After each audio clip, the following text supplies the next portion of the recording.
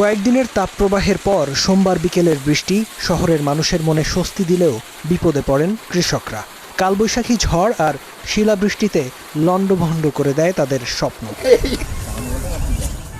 যশোরের চৌগাছার সিংহঝুলি গ্রামের জয়নাল হোসেন 4 বিঘা জমি বর্গা নিয়ে করেছিলেন বোরো আবাদ। ফলনও হয়েছিল ভালো, কিন্তু সোনালী ফসল ঘরে তোলার আগেই ঝড় ও শিলাবৃষ্টিতে খেতেই মিশে গেছে সব।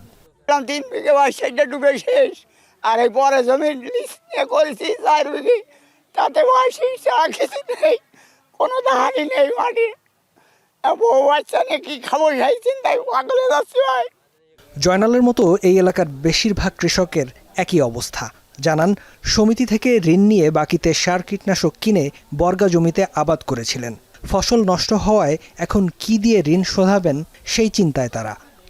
এবছর আর ধানের ভাত আর খাওয়া যাবে না, কিনে ছাড়া সম্ভব না, এই আর কি, আর কিছু করার নেই। মানে বাড়িতে কোনো পয়সা করে কিচ্ছু নাই, সব শেষ, সব মাঠে এমন অবস্থায় আছি আমরা আর কি। মাঠে যে দেখি কোনো ধান আগাই মানে কিছু নেই, এখন খাবো তাও এখন 1 কেজি চাল কিনবো, কাছে পয়সা করি নাই, একদম নেই।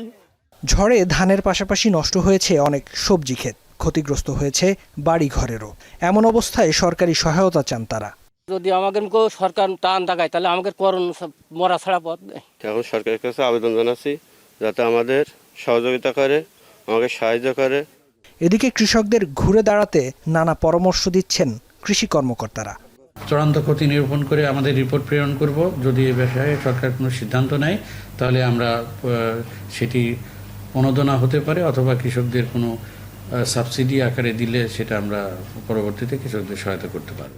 কৃষি বিভাগের হিসেবে যশোর সদর, চৌগাছা, শর্ষা ও বাঘারপাড়ায় ঝড় ও শিলাবৃষ্টিতে 7092 হেক্টর জমির ফসল নষ্ট হয়েছে। এর মধ্যে সবচেয়ে বেশি ক্ষতি হয়েছে চৌগাছা উপজেলায়। এখন যশোর। মাঠের অলরাউন্ডার আমি, আর ঘরের all rounder Tylox. Tylox toilet cleaner, clean মানেই টাইলক্স।